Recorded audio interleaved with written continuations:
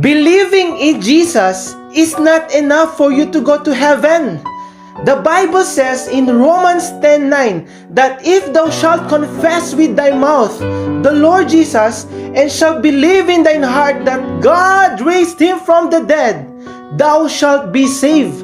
If you're going to understand what the Bible says, that if that is a condition, that if you never or you did not meet that condition, it will never happen. That if thou shalt confess with thy mouth, confess means to say, proclaim, announce with conviction, without fear, the name of the Lord Jesus Christ. Please listen to me. The Bible says the name of the Lord Jesus Christ. It did not say the name of Mary, the Pope, the priest, Buddha, Muhammad, Baloy, Eli Soriano, the name of anyone else, not the name of your idol, your statue that you are patronizing. Why the name of Jesus Christ?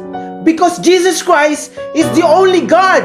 No one else. He's the only Savior and Redeemer. No one else. He's the only one who raised or resurrected from the dead. No one else. Why Jesus Christ? Because He is the only mediator between the filthy sinner and the holy God. Not Mary, not a priest. Now, confessing Jesus is not enough. Why? The Bible says, believe in thine heart, which means sincerely, heartily, not double-minded, with all your heart. Now, why believing is not enough? Many so-called born-again Christians, Seventh-day Adventists, ang dating daan, the Kibuloy Church, and the Catholic, they are the example that believe in Jesus, that He is God, that He is Savior of their lives. They know that the Lord Jesus Christ died on the cross to pay for their sins. But still, why these people that I mentioned, if you will ask them, if you believe in Jesus, that He is God and Savior, they will certainly answer yes. But to test their faith by a question, if you will die today, are you 100% sure you will go to heaven? And these people will answer, no, I'm not sure. Only God knows. It's not my right to say. Those answers you will receive from them. They believe in Jesus, but they are not sure they will go to heaven. That's why believing in Jesus is not enough. Knowing Jesus is not enough. Why is this happening to them? That even they believe in Jesus, but still they will go to hell. The reason is that there is a big difference between believing and trusting Jesus. The question is, yes, you believe in Jesus Christ as Savior, God, the Redeemer, who paid for your sins, but still, why you are not yet sure going to heaven 100%? Because you are not convinced that Jesus Christ is enough. You are not convinced that Jesus Christ is alone, has the power that can give you everlasting life in heaven. Because you still consider that for you to go to heaven, you need to become a good person. You need to avoid all vices. You need to obey the 10 commandments. You need to be holy. You need to attend to church. You need to be religious. You need to help other people. No.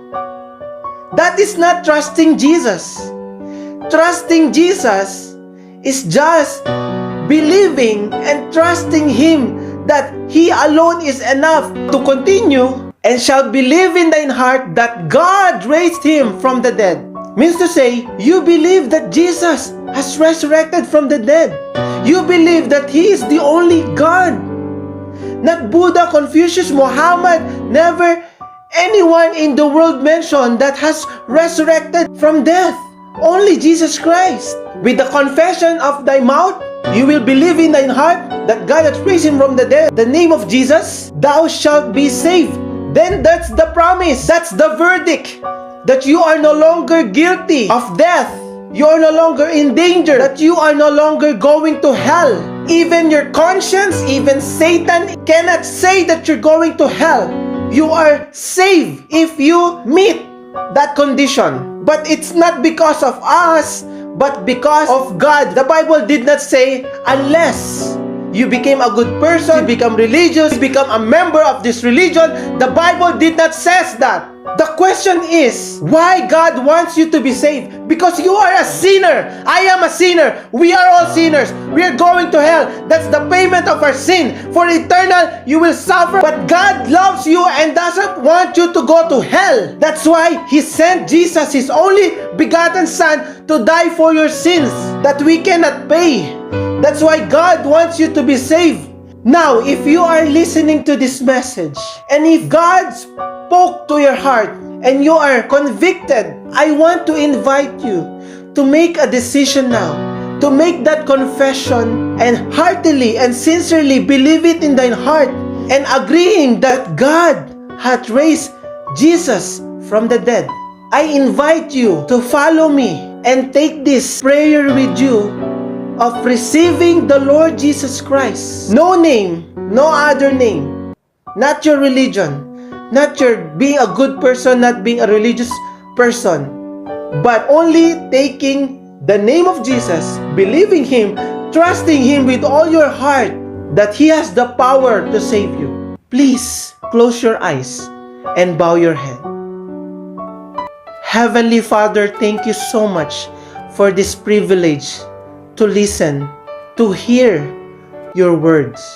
I more understood that believing is not enough for me to go to heaven. What I need to do is to confess the name of Jesus and believe with all my heart that you had raised Him from the dead, and I will be saved. Heavenly Father, I commit and admit that I am a sinner, that I am condemned to hell, and I have no power. My religion, my good deeds, religious deeds, has no power to save me, to forgive, and to pay for my sins. I believe and I accept that only Jesus, your only begotten Son, the only one who died on the cross to forgive and wash me for all of my sins. Today, I am making my declaration, my confession, that Jesus Christ, I am taking you in my heart as my Lord and Savior. Lord Jesus Christ, forgive me, and I take you as my Lord and Savior. In the name of the Lord Jesus Christ, I pray. Amen. Thank you for receiving the Lord Jesus Christ. And this is God's message for you today.